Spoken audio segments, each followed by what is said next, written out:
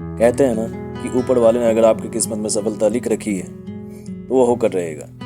एक बात और है, आलसी लोगों की किस्मत में कभी सफलता नहीं होती। सफलता अक्सर मेहनत करने वालों के कदम चूमती है। प्रकृति भी उसी का साथ देती है जो मेहनत करना जानता है।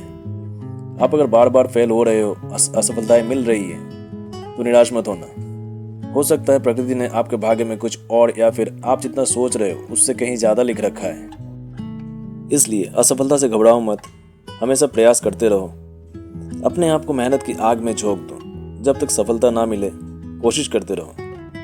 नमस्कार दोस्तों, आज की कहानी कुछ ऐसी ही है, जिसे जॉब से 30 बार रिजेक्शन मिलने के बाद ये सोचने लगा कि आखिर क्या करें। लेकिन हार नहीं मानी। कई बार कुछ बिजनेस करने का भी सोचा, लेकिन वो भी फेल हो गया। कहीं कुछ होता नजर नहीं आ रहा था। लोगों ने ताने मारने शुरू कर दिए, दोस्तों ने साथ छोड़ दिया, क्योंकि वो पढ़ाई में और पैसे में दोनों तरह से कमजोर था। लेकिन उसकी इच्छा शक्ति ने साथ नहीं छोड़ा। इतनी असफलताओं के बाद कोई भी इंसान टूट जाएगा, लेकिन किस्मत को कुछ और ही मंजूर था। यह कहानी है Alibaba.com के फाउंडर जैक मा की।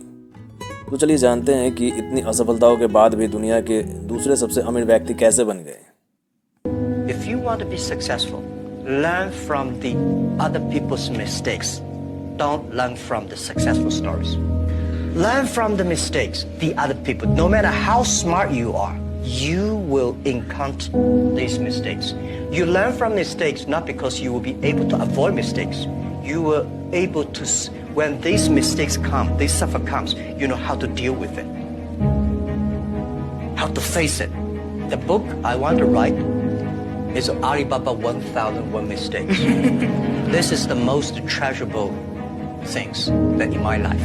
15 अक्टूबर 1964 को चीन का एक छोटा सा गांव जंजाओ के एक गरीब परिवार में जन्म हुआ एक इतिहास रचने वाले बच्चे का, जिसकी पारिवारिक स्थिति ज़्यादा अच्छी नहीं थी। वह बच्चा कद में छोटा, शरीर से कमज़ोर था। जैसे जैसे वो बच्चा बड़ा होता गया, उसके माता पिता की आशाएं उनके प्रति बढ़ती गई। लेकिन वो बच्चा पढ़ाई में भी कमज़ोर निकला। फिर भी उसने पढ़ाई नहीं छोड़ी।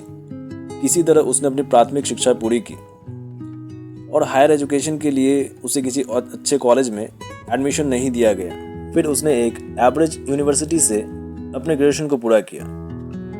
अब उसे अपने परिवार की जिम्मेदारी को संभालना था, इसलिए वो जॉब की तलाश में निकला। सबसे पहले वह पुलिस की नौकरी के लिए गए, जहाँ पर उन्हें उनका छोटा कद देखकर उन्हें वहाँ से रिजेक्शन मिला। फिर जैक ने कई सारे KFC और कई सारे कंपनियों में भी जॉब के लिए इंटरव्यू दिया, लेकिन हर जगह से उसे रिजेक्शन ही मिला। जैक के लाइफ की एक इंटरेस्टिंग फैक्ट ये भी है कि एक बार एक कंपनी में 25 वैकेंसीज निकली, जिसमें उस कंपनी में मात्र 26 एम्प्लॉय ही पहुंच पाए थे, जिसमें जैक को छोड़कर बाकी सभी को नौकरी मिल गई। Applied jobs for 30 times got rejected. I went for a police. They said, no, you're not good. I went to even the KFC. When KFC came to China, come to my city, 24 people went for the job. 23 people accepted. I was the only one guy. Jack का favourite subject English था, लेकिन उसे English बोलना नहीं आता था। इसलिए चीन में जो भी यात्री घूमने आते थे, जैक उन्हें फ्री में पूरा चीन घुमाता था, सिर्फ इंग्लिश सीखने के लिए। धीरे धीरे उसका इंग्लिश अच्छा होता चला गया और यही सीखी हुई इंग्लिश बाद में उनके काम आई। इंग्लिश अच्छी होने की वजह से उसे एक यूनिवर्सिटी में $12 के मासिक वेतन पर नौकरी मिली। इसके बाद जब वह 1995 में US गए तो पहली बार जैक ने इंटरनेट के बारे में सुना और इंटरनेट के बारे में समझने के बाद वो इंटरनेट से प्रभावित हुए।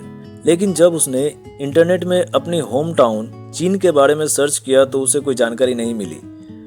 तब जैक ने सोचा कि एक ऐसी वेबसाइट बनाई जाए जिसमें चीन के बारे में सभी जानकारियां हों। इसलिए जैक ने चाइना पेज नाम की एक वेबसाइट बनाई जिसमें चीन के बारे में सभी जानकारियां थी।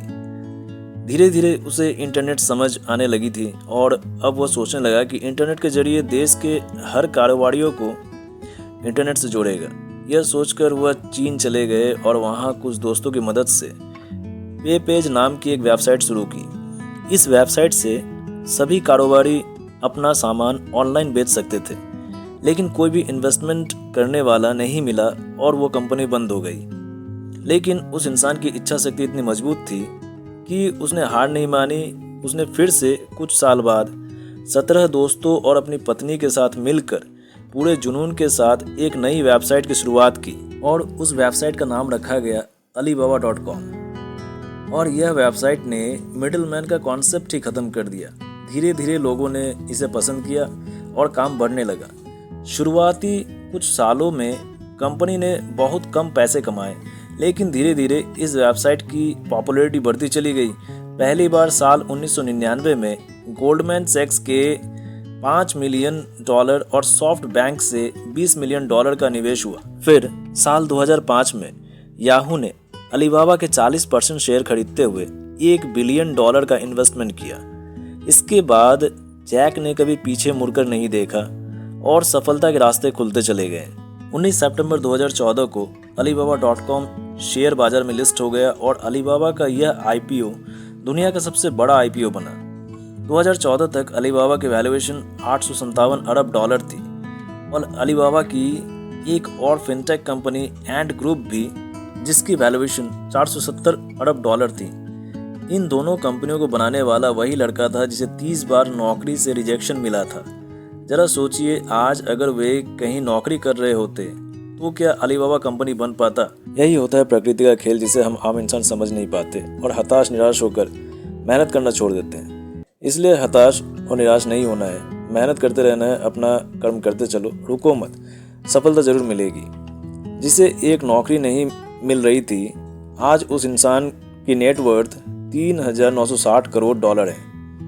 इसलिए अपनी इच्छा शक्ति को बनाए रखें, अपने आप को कभी छोटा ना समझे, कमजोर ना समझे। आप भी असाधारण हो, बस जागने की देर। आत्मविश्वास की कमी है। जिस दिन यह गुण आप भी अपने आप में लाएंगे तो आप भी सफलता को छू सकते हैं। जैकमा की लाइफ जर्नी की कहानी आपको कैसी लगी कमेंट सेक्शन में ज़रूर बताइए, और वीडियो अच्छी लगे तो एक लाइक और चैनल को सब्सक्राइब जरूर करें। धन्यवाद। It was very difficult.